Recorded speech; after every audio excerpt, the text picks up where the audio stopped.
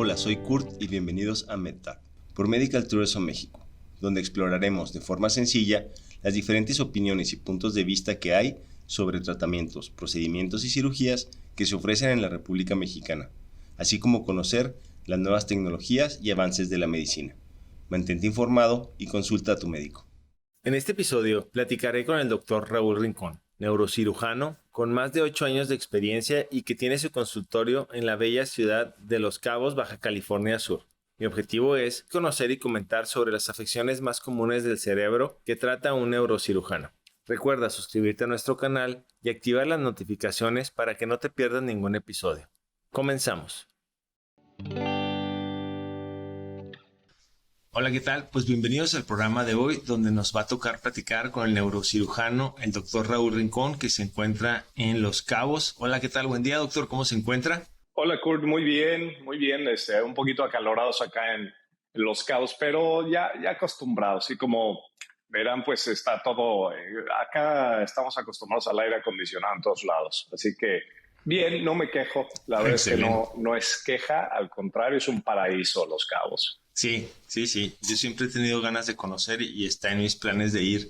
¿Qué lo impulsó, doctor, a escoger esta especialidad tan larga? Bueno, fíjate que cuando lo piensas en retrospectiva y ves que después de 13 años que ya eres neurocirujano, dices, no, bueno, sí es mucho tiempo, ¿no? 13 años. Sin embargo, cuando estás tan metido, primero la carrera de medicina, posteriormente, pues te decides, ok, hacer neurocirugía, que son 6 añitos más, pues entonces ya vas centrado, ¿no? Ya, ahora sí que ya llevas ese impulso y lo vas viendo como año por año, ¿no? De que ya terminó un año, ya terminó el segundo, porque sobre todo la especialidad de neurocirugía es pesada, es cansada. Si lo piensas, ¿no? Son 6 años, sí se te hace muy pesado. En mi caso particular, pienso que hay dos situaciones que creo que marcaron mucho mi decisión por ser neurocirujano. Una de ellas es que, bueno, mi papá es neurocirujano. Entonces, pues ya de entrada muchas personas han de pensar, bueno, pues por eso quiso ser neurocirujano. Claro, tuvo mucho que ver. ¿Por qué? Porque mi primera experiencia con la medicina, pues fue una cirugía de neuro. Entonces, estaba yo en la secundaria, imagínate, tendría alrededor de 15, 16 años, a lo mucho. Sí, más o menos alrededor de esa edad. Entonces, que me invita mi papá ya a quirófano. Dice, ¿quieres ver una cirugía?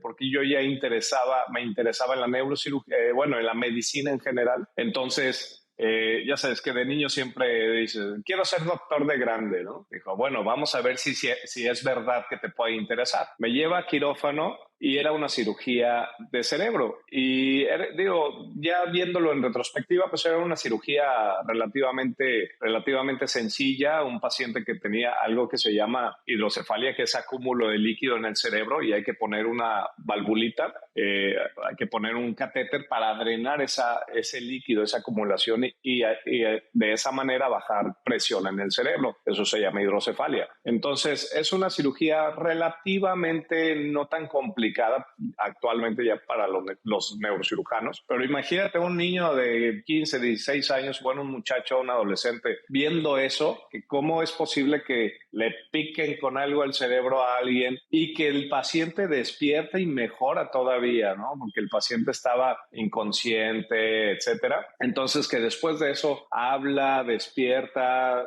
¿sabes? Empieza a reconocer a su familia. Fue un shock para mí. ¿Cómo es posible? ¿Cómo es posible hacer eso sin lastimar el cerebro? Obviamente, pues ya en la especialidad aprendes digamos, los trayectos seguros para colocar una sonda. No se puede poner en cualquier parte del cerebro. Esa fue una. Y la otra es que yo alrededor de los 3 años tuve un accidente.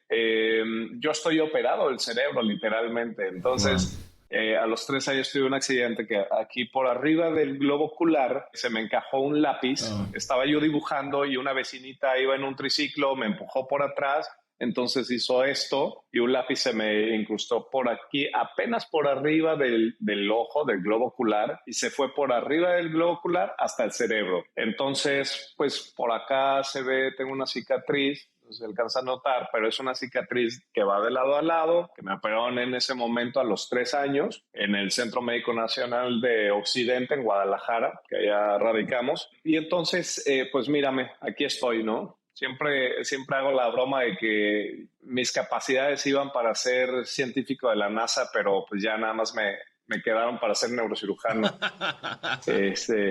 Y pues mira, eso es otra de las situaciones que digo, pues mira, aquí nos logramos los milagros de la neurocirugía. Entonces son situaciones que definitivamente me marcaron y me hicieron tomar una decisión, vaya. Claro, pues cómo no, y supongo que eso es algo de lo que lo hace uno de los mejores de México, porque ya pasó los dos lados, ¿no?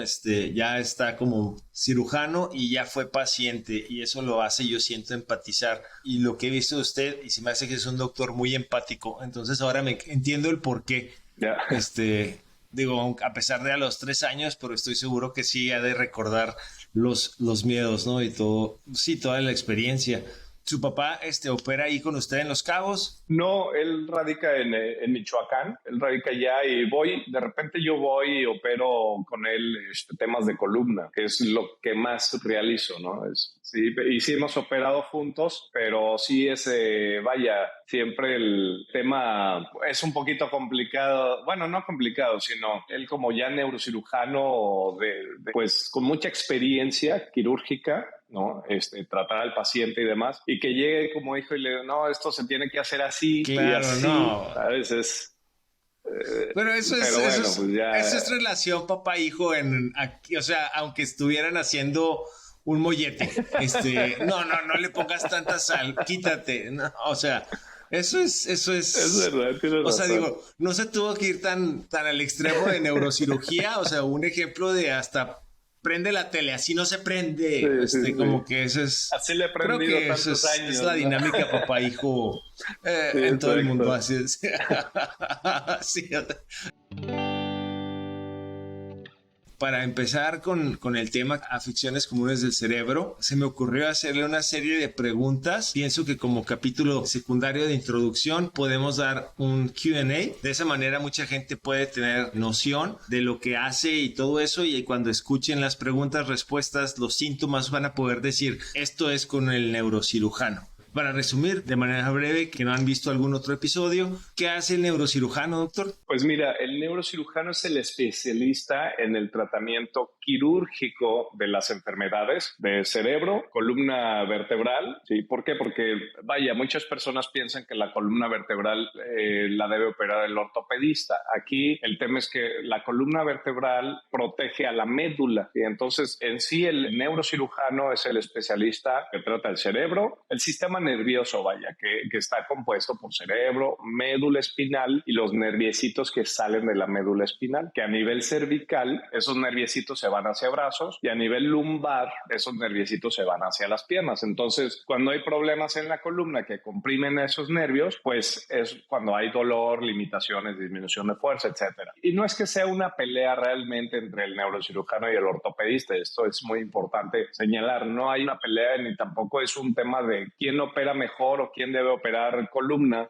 si el neurocirujano o el ortopedista. Realmente lo debe operar quien esté entrenado para hacerlo, sea neurocirujano o sea ortopedista, pero básicamente, digo, a grosso modo, pues eso es lo que operamos o a lo que nos enfocamos el neurocirujano. También en algunas ocasiones o en algunas, sobre todo ciudades pequeñas, el neurocirujano tiene que hacer funciones de neurólogo. Cuando no hay neurólogos alrededor, bueno, pues hacemos funciones de neurología. Sobre todo, tal vez el diagnóstico inicial de alguna enfermedad como enfermedad de Parkinson, como enfermedades se le llama deterioro cognitivos como Alzheimer o algún tipo de demencia, pues, pero ya actualmente ya el término demencia, sobre todo demencia senil, ya está de lado. Pero entonces tenemos que hacer digamos, como ese diagnóstico inicial, ¿no? Y así es algo que sale de nuestra competencia. Decimos, ¿sabes qué? Sí, te estoy detectando tal vez síntomas iniciales de Parkinson, pero sí me gustaría que te vea un neurólogo. Y bueno, ya buscamos ahí la manera de que lo valore el neurólogo, sobre todo en ciudades pequeñas.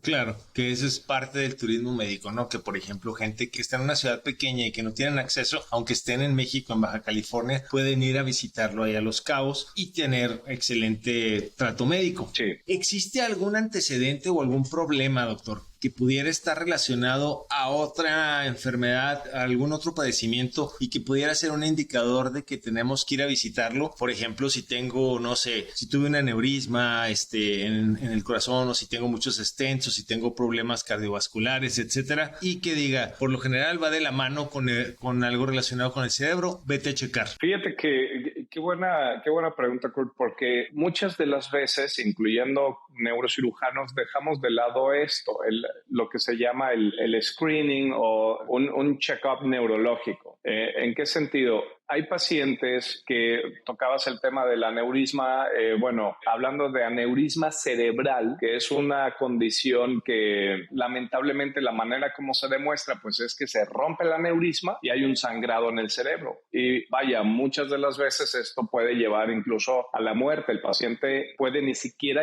alcanzar a llegar a servicios de urgencias, puede fallecer en el momento. ¿Y qué es lo que pasa? Que se ha visto que estos aneurismas se ha relacionado a personas que padecen de hipertensión arterial. O sea, que la presión arterial está alta. ¿Por qué? Por el golpeteo constante de esa sangre sobre las arterias del cerebro, y entonces se va, por tanto golpeteo sobre esas paredes, se va haciendo un globito. Eso es el aneurisma, se va haciendo un globito, y ese globito entre más va creciendo, entre más se va expandiendo. Digo, obviamente es una cosita así, ¿no? Pero digo, lo estoy ejemplificando así. Como un globo, cuando lo inflas, vas inflando el globo, se van estirando las paredes y llega un punto en que están tan adelgazadas que si lo sigues inflando, ¡pum!, se truena. Y entonces es importante que personas con hipertensión arterial, sobre todo arriba de 45 años, se hagan, pues la recomendación sí de un check-up neurológico que incluye una angiotomografía cerebral. Esto es un estudio, como una tomografía básicamente, pero especial porque por la vena se pone contraste y entonces podemos ver todas las arterias cerebrales y, bueno, hacer ese screening, sobre todo cuando ya hubo el antecedente de algún familiar directo de sangre que haya padecido este problema de aneurisma cerebral, ¿de acuerdo? Entonces sí es muy importante. También estos aneurismas cerebrales, por ejemplo, los vemos en pacientes jóvenes, cuando un adolescente y tiene enfermedades renales, quistes renales recurrentes, etcétera, o alguna otra malformación o temas de, por ejemplo, enfermedades como Marfan o algunas otras enfermedades muy específicas, pueden también desarrollar aneurismas cerebrales en edades tempranas. Entonces, sí es importante hacer ese screening, ¿no? Ese check-up neurológico. Se sugiere ir al neurocirujano cuando uno tiene dolor de cabeza, dolor facial, olvidos, mareos. ¿Con quién le sugeriría ir usted primero parada? ¿Con usted o con un médico general?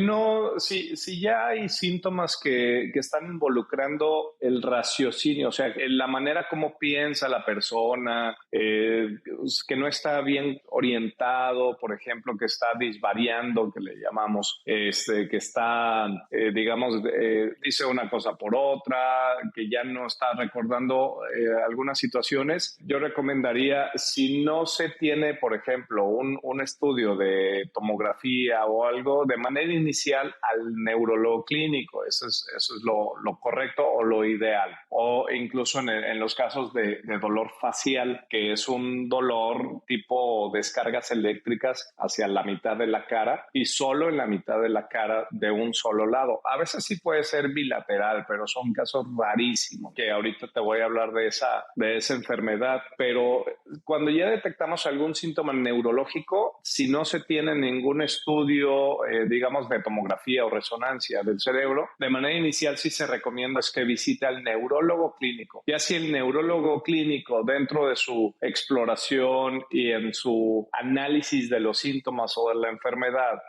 realiza un estudio de tomografía o de resonancia magnética y ahí se detecta, por ejemplo, un tumor cerebral, que los tumores cerebrales, el problema es que, sobre todo cuando son tumores de muy lento crecimiento, no te van a dar síntomas hasta que ya llegan a un tamaño considerable y que por la zona en la que están, pues empiezan a dar, por por compresión empiezan a dar síntomas, pero a veces he tenido pacientes con tumores cerebrales que se empieza los síntomas, por ejemplo, con olvidos o con algunas alteraciones psiquiátricas o pensando que este paciente ya, como dicen, ya se deschavetó, ya se volvió loco, pero en realidad es porque hay un tumor comprimiendo en la zona cerebral que tiene que ver con la personalidad, la toma de decisiones, entonces, o la inhibición, personas que de repente, por ejemplo, se empiezan a desnudar, entonces dicen, pues ya se le fueron las cabras al monte, y en realidad es un tumor que está desinhibiendo al cerebro y la toma de decisiones. Entonces eso es muy interesante, ahí la correlación o la interacción entre psiquiatría, neurocirugía, ¿sabes? Entonces sí hay síntomas iniciales neurológicos, hay que ver a un neurólogo clínico, ya si en el estudio se hace tomografía, resonancia y se determina que es un tumor cerebral, pues definitivamente referir al neurocirujano. Ahí dijo algo muy, muy claro, porque muchas veces la gente convivimos en el día a día y todo eso, entonces empiezas a notar que alguien que conoces empieza a tener algún tipo de comportamiento poco usual, ¿no? Entonces muchas veces dices, ¿y qué le pasó? Y no le das importancia, y más con nuestros padres, yo creo, ¿no? Con la gente mayor, que empezamos a notar a lo mejor ciertas cosas raras, y yo creo que dio un punto muy claro, porque ahí cuando empiezas a notar eso, a lo mejor si pones atención y no estás así como que achacando toda la vejez, a la vejez, puedes poner atención y a lo mejor puedes detectar algo que valga la pena ir a revisar, ¿no? Definitivamente, eso es sumamente importante, Kurt, qué bueno que lo mencionas, porque efectivamente, conforme van, sobre todo pensando en adultos mayores, decimos, pues ya es la edad, ya esos olvidos o ese comportamiento ya es por la edad, demencia senil, ¿no? Que siempre catalogamos, no, pues ya demencia senil o Alzheimer. No, pues espérate, hay otras situaciones que pueden dar ese comportamiento errático. Entonces, definitivamente, parte de ese screening que se debe hacer en la demencia o en estos deterioros cognitivos es hacer un estudio de cerebro, una tomografía, una resonancia. Es sumamente importante. ¿Por qué? Porque también hay una condición en el adulto que se llama hidrocefalia normotensa o hidrocefalia idiopática del adulto. Ese es el término. ¿Qué quiere decir? Que estos espacios que están en el centro del cerebro, que tienen líquido y de manera normal, pues tienen una presión, pero esa presión no es, digamos, lo suficiente como para darle presión al cerebro. Entonces, ¿qué es lo que pasa en la hidrocefalia idiopática o normotensa? Que esos espacios van poco a poco, esa presión va aumentando muy, muy lento, años va aumentando, de tal manera que eso empieza ya a dar sintomatología, y uno de sus síntomas pues es un deterioro cognitivo, o sea, una especie de demencia, además de alteraciones de marcha, falta de control de esfínteres, que esa triada la vemos, te digo, pues en pacientes adultos mayores, y dicen, no, pues ya tiene Alzheimer, ya se está orinando otra vez, o ya no, pues ya no camina bien porque pues ya está viejito, ¿no? Pero si se detecta a tiempo esta hidrocefalia y se puede corregir con colocarle una valvulita, y los síntomas mejoran de manera notable cuando se detecta a tiempo. Entre más va progresando la enfermedad, más deterioro va causando en el cerebro, y bueno, aunque se detecte, digamos, 10 años después, pues ya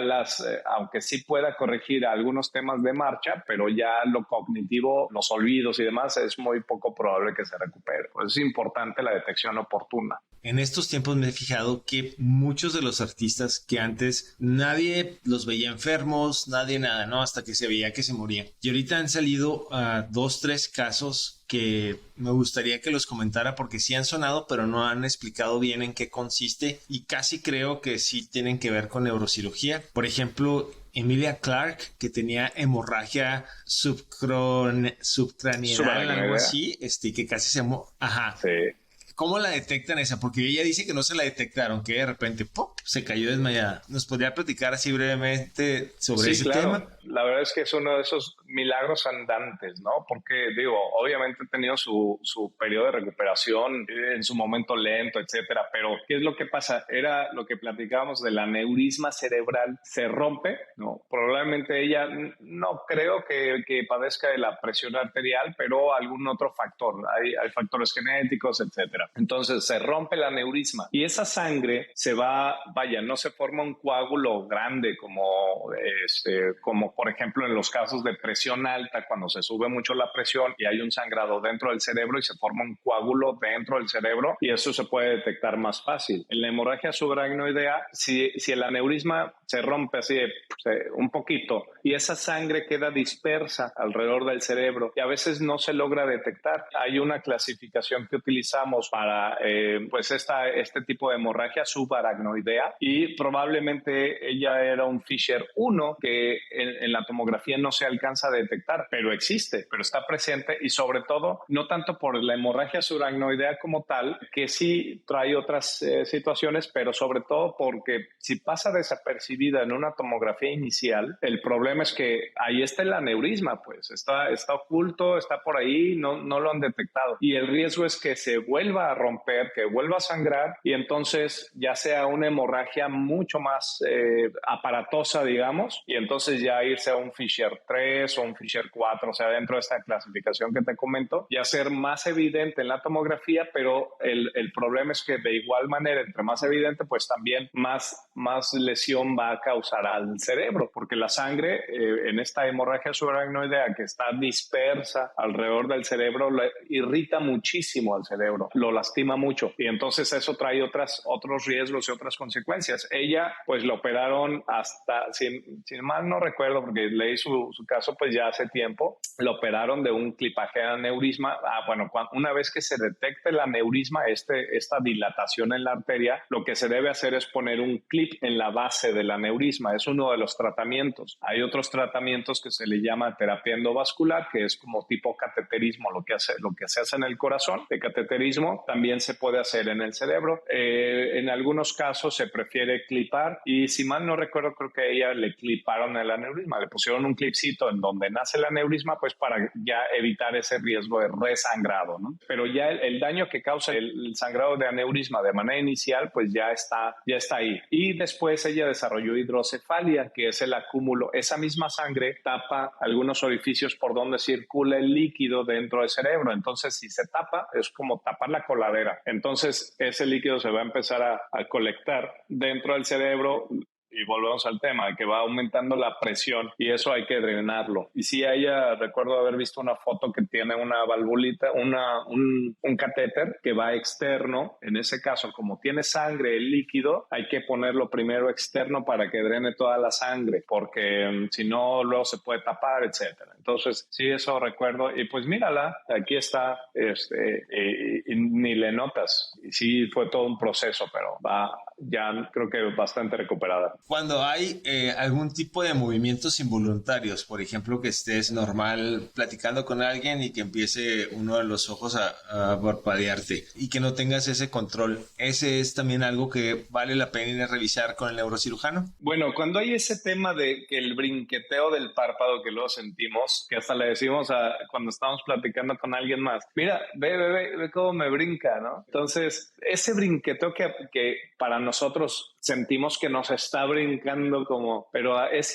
apenas perceptible porque es un músculo muy pequeño el que va alrededor del orbicularis. Entonces, eso es importante también, nada más el checar con un especialista, ver algunas situaciones, factores, qué tanto estás descansando, si estás tomando algún medicamento, sabes, si estás en alguna situación de estrés, sobre todo cuando ya es algo que sientes crónico. O sea, crónico es en este caso algo que va más de 3 meses. O sea, si es algo que ya es persistente, definitivamente hay que atenderse. Pero si tienes esa duda, preocupación de qué puede hacer ese brinqueteo, si solamente es, por ejemplo, el párpado, o de repente sentimos que brinca en cualquier músculo, ¿no?, que puede tener esas, se le llaman fasciculaciones. Entonces, si ya es algo que te está preocupando, pues sí, a revisarte. Más vale. Ahora, cuando ya es no solo el brinqueteo, sino que digamos la mitad de la cara o la mitad del cuerpo, o movimientos involuntarios, por ejemplo, del brazo que no puedes controlar, etcétera, eso es una crisis convulsiva. Eso sí o sí se tiene que revisar.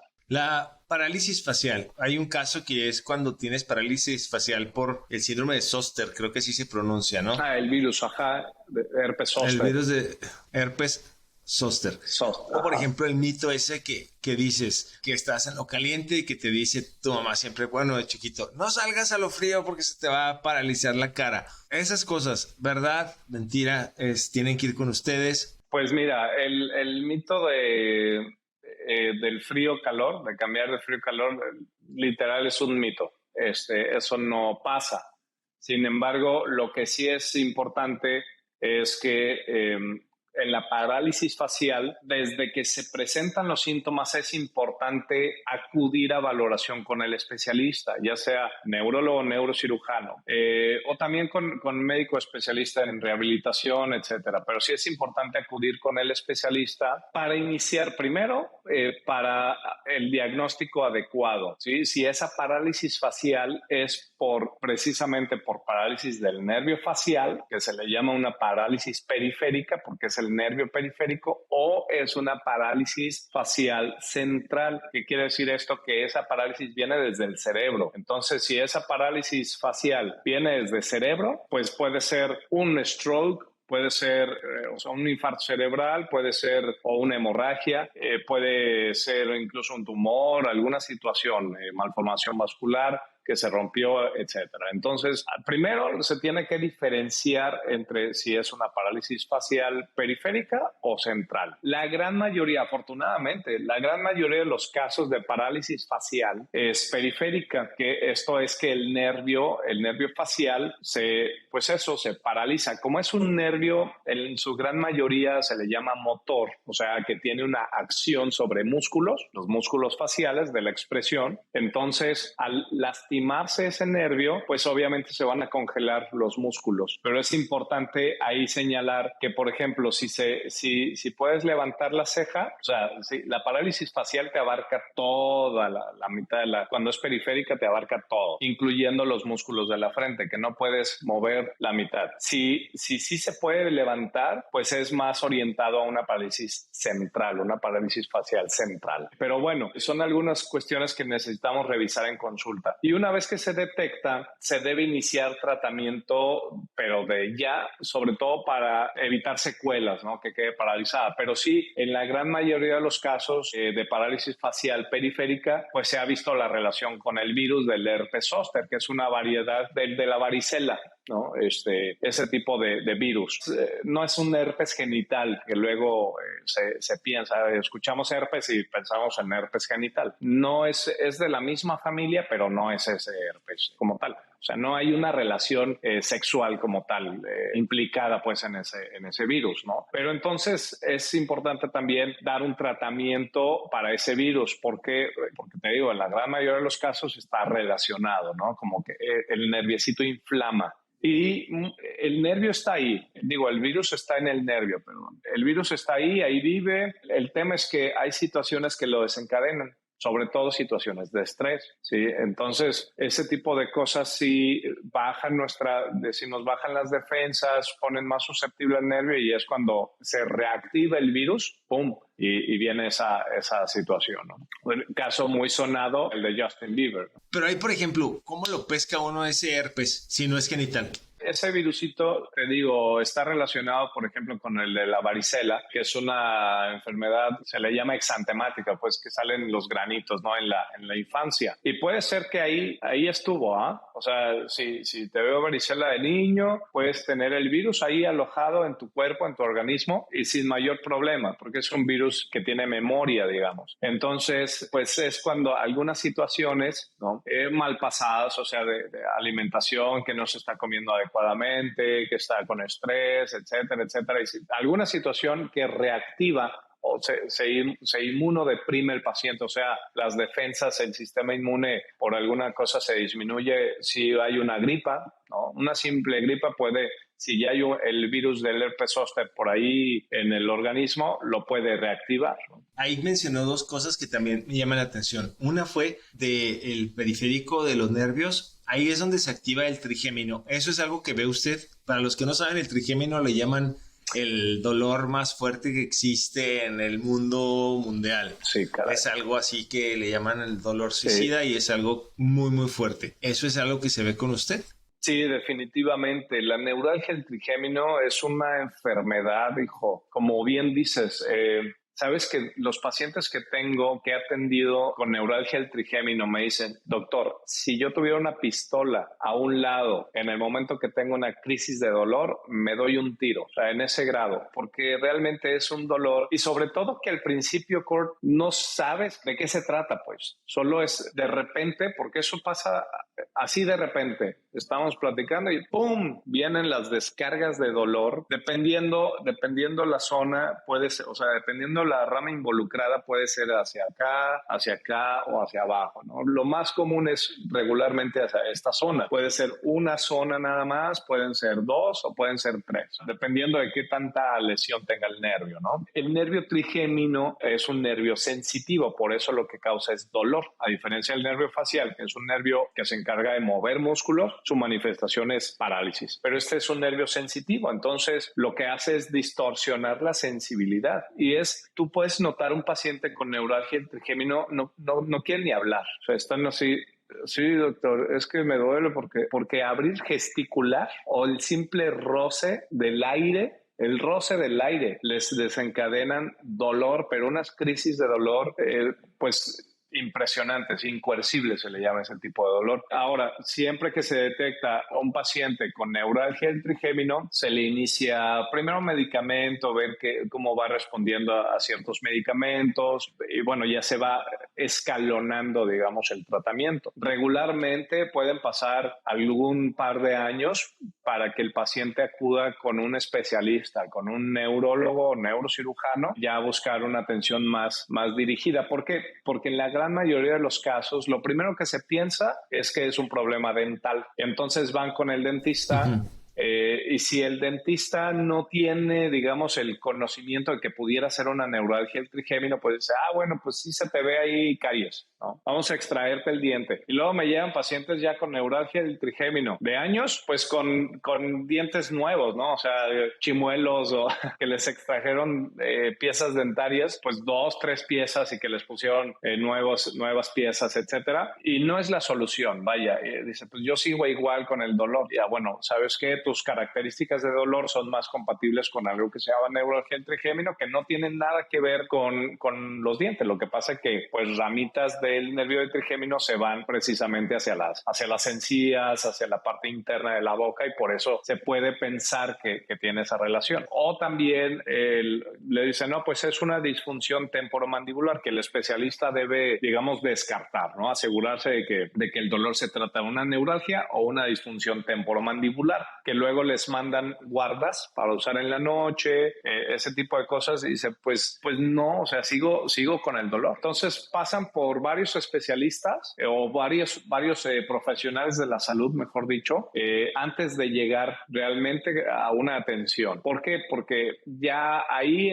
podemos dirigir el tratamiento, o sea, una vez que se hace el diagnóstico de neuralgia del trigémino, es importante también aquí, importantísimo hacer un estudio de resonancia magnética cerebral. ¿Por qué? Porque también debemos asegurarnos de que no se trata de un tumor que a veces puede nacer incluso del mismo nervio trigémino, pero adentro del cráneo, ¿sí? Entonces, obviamente, cuando se detecta que es un tumor que nace del nervio trigémino, que en la gran mayoría de los casos se llama schwannoma, que es un tumor que nace del nervio específicamente, obviamente pues va a causar dolor facial, pero eso es importantísimo hacer un estudio de resonancia magnética en estos síntomas, que muchas de las veces no se hace ese screening adecuado y entonces el tumor pues va creciendo, ¿no? Lleva años ahí creciendo y sin dársele la atención adecuada y bueno, ya empiezan otras manifestaciones. Por eso es importante acudir con el especialista. Eso que dicen que se diferencia, y yo tenía entendido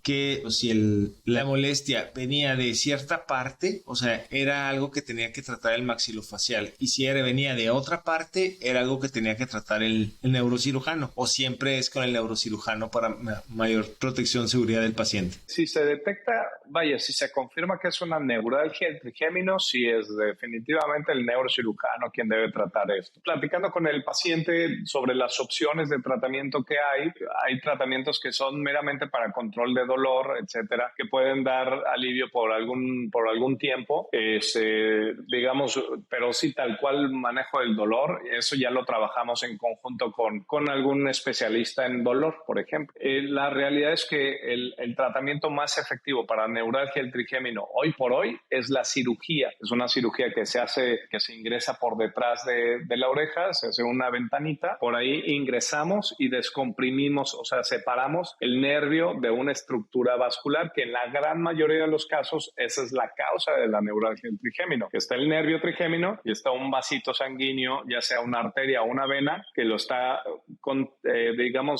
presionando. ¿Sí? Y esas pulsaciones que tiene el vaso sanguíneo se transmite al nervio y eso lo va irritando, lo va lastimando por mucho tiempo, hasta que llega el momento en que ya lo pone muy sensible. Claro. Y entonces lo que hacemos en la cirugía es ingresar con microcirugía a través del microscopio, con varias piezas muy finas, separamos la arteria del nervio, así, y colocamos se le llama teflón, es un fragmentito, un pedacito de teflón para aislar, para separar. Hoy por hoy, te digo, el procedimiento más efectivo de tratamiento de la neuralgia del trigémino. ¿Endovascular se hace?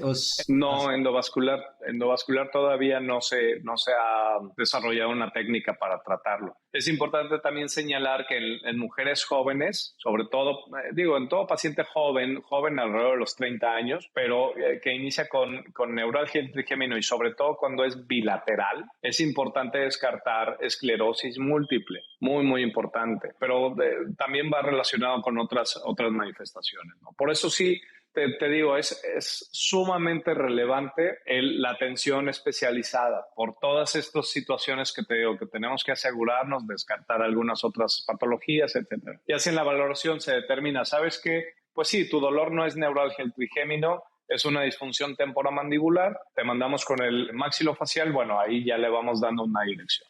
La progesterona en las mujeres embarazadas, ¿qué impacto tienen? ¿Tiene algo que ver con ustedes? Fíjate que sí hay un cierto riesgo, sobre todo se le llama de trombosis cerebral. Los hormonales en general y bueno, pues en la mujer embarazada están elevadísimos, pero también ojo con las mujeres que toman medicamento para no embarazar, pues anticonceptivos, se me fue la palabra. O sea, es importante estar muy pendiente de esa situación. Vaya, de entrada, los anticonceptivos se deben indicar, o sea, por el ginecólogo. No es que la prima me los indicó o que son los mismos que toma mi hermana. No, o sea, es importante que el ginecólogo determine, factores de riesgo, ¿no? O sea, si esa persona por esto, por aquello, tiene alto riesgo de trombosis, pues, ¿sabes qué? Mejor yo te recomiendo otro método de protección, ¿no? Bueno, en las embarazadas el tema es que la hormona, la progesterona, puede haber situaciones de incremento de riesgo de formar trombos, de formar coagulitos y a veces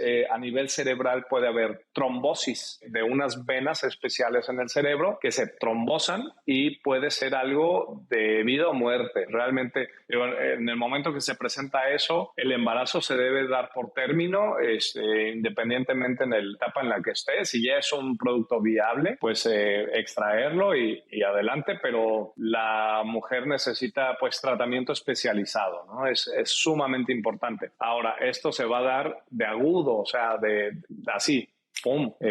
Dolor de cabeza intenso, aumento de la presión dentro del cráneo, del cerebro, pues. Entonces, es una situación de extrema urgencia cuando se empiezan a presentar síntomas. Pero eso es lo que pasa, la trombosis. Última pregunta. La gente con diabetes, el azúcar, ¿qué rol tiene en problemas neuroquirúrgicos? Ok.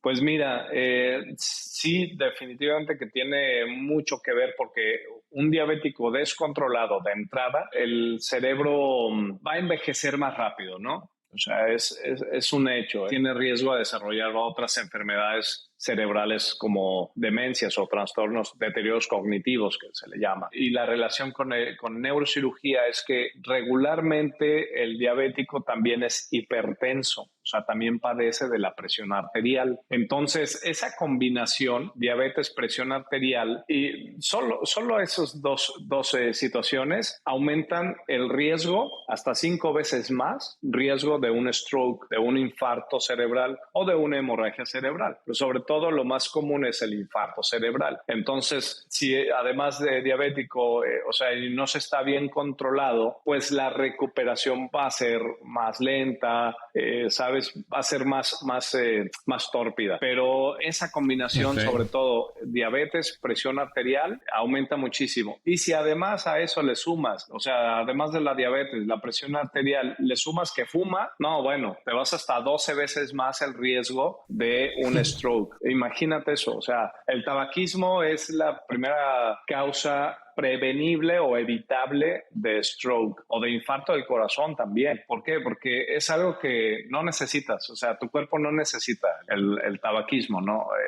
Es algo que puedes evitar por completo, no dependes del tabaco para subsistir. Y el problema es que sí te va a generar o te va a aumentar los riesgos de una enfermedad a nivel cerebral, pues un stroke, un infarto cerebral o una hemorragia cerebral, y pues que realmente puede dejar secuelas serias una situación como esta. Entonces es una invitación pues a pacientes diabéticos estar bien controlados, estar monitoreando su glucosa y portarse bien. Pues la base para el cuidado de la diabetes es la alimentación, Kurt. Es fundamental la alimentación, de verdad que sí. Y digo, otros hábitos como hacer actividad física, etcétera, ¿no? Pero la alimentación por sí sola es la clave para el diabético para estar controlado.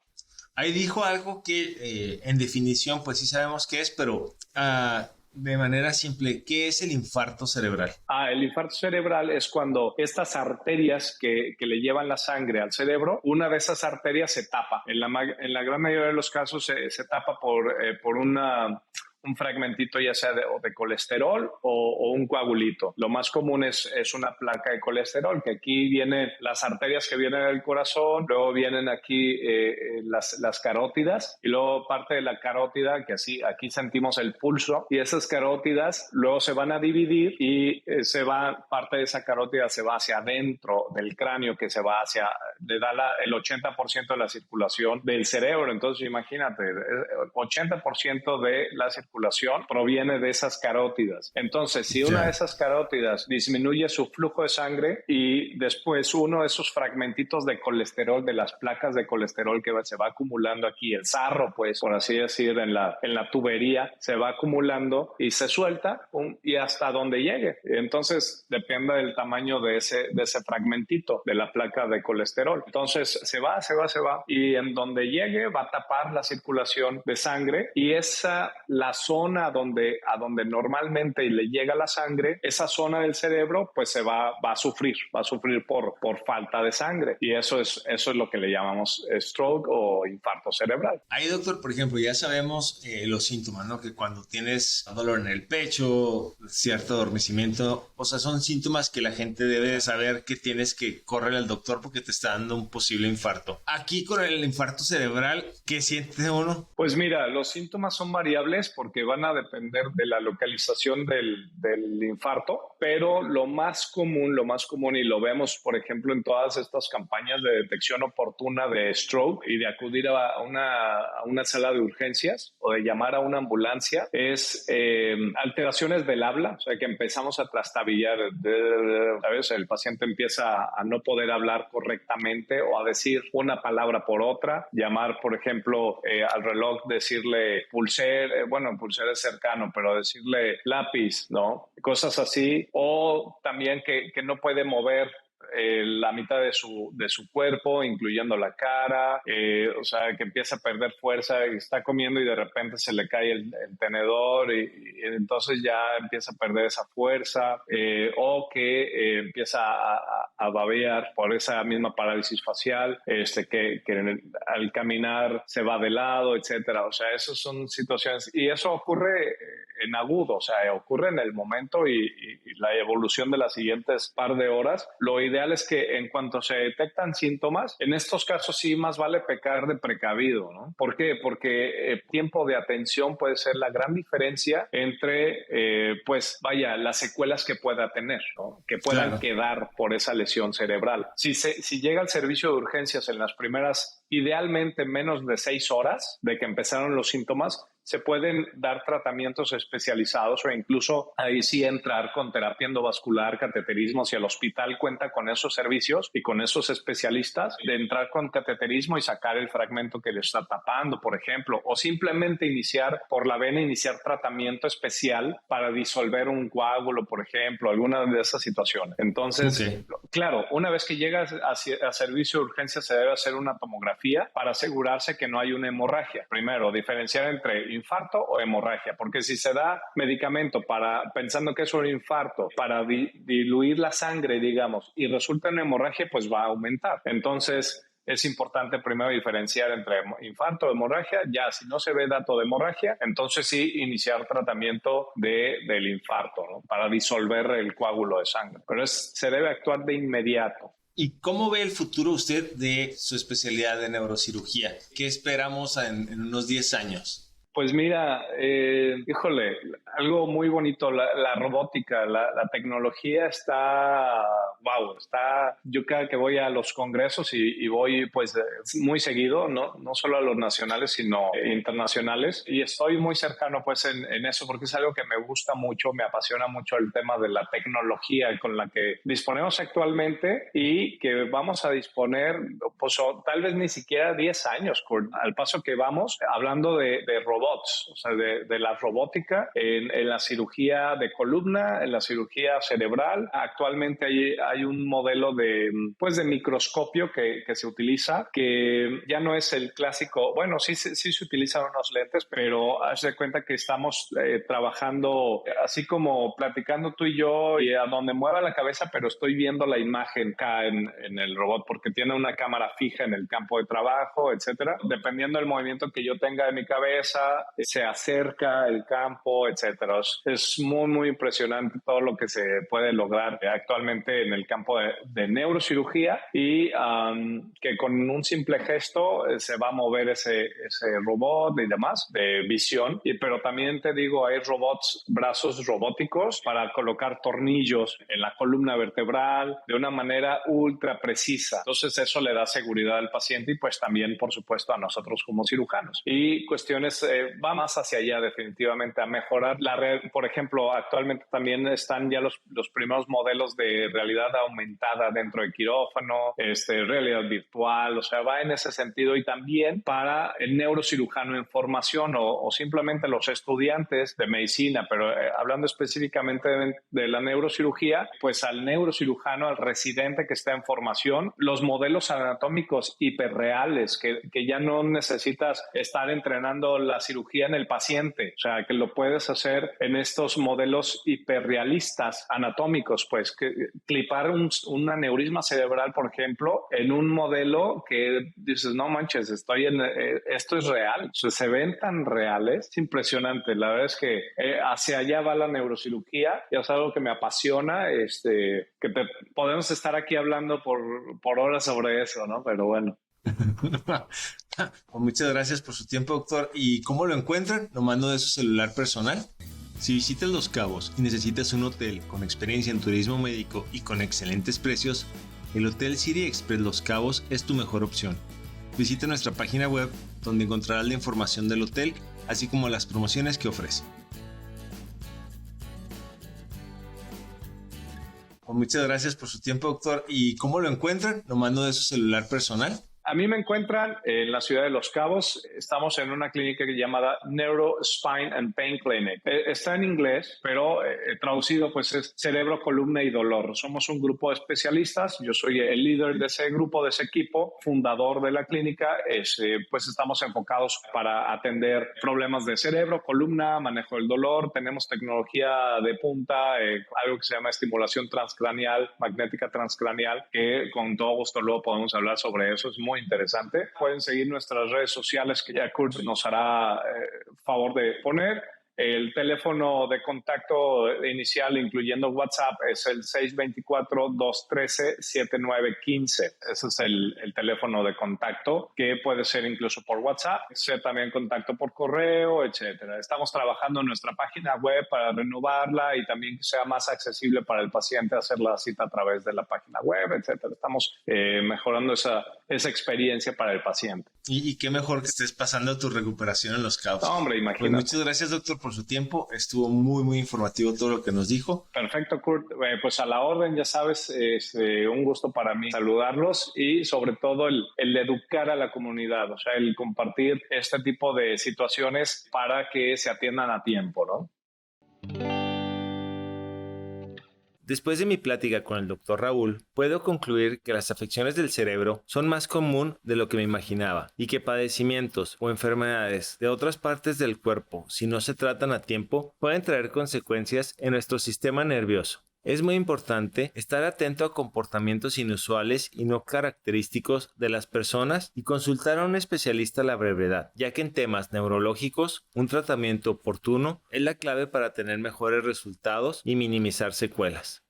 Antes de escoger a tu doctor, investiga sus años de experiencia, así como el número de procedimientos que ha realizado y si es miembro de las instituciones que regulan y certifican que cuenta con los estudios y conocimientos necesarios para realizar los procedimientos y cirugías que ofrece. La información mencionada aquí representa un punto de vista y no debe ser tomada como consulta o valoración médica. Y recuerda, invertir en salud para no gastar en enfermedad es una excelente filosofía. Escucha nuestros episodios y mantente informado. Gracias por haber escuchado. No se te olvide suscribirte a nuestros canales y dejarnos tus comentarios. Esto nos ayuda a generar contenido de tu interés en un futuro.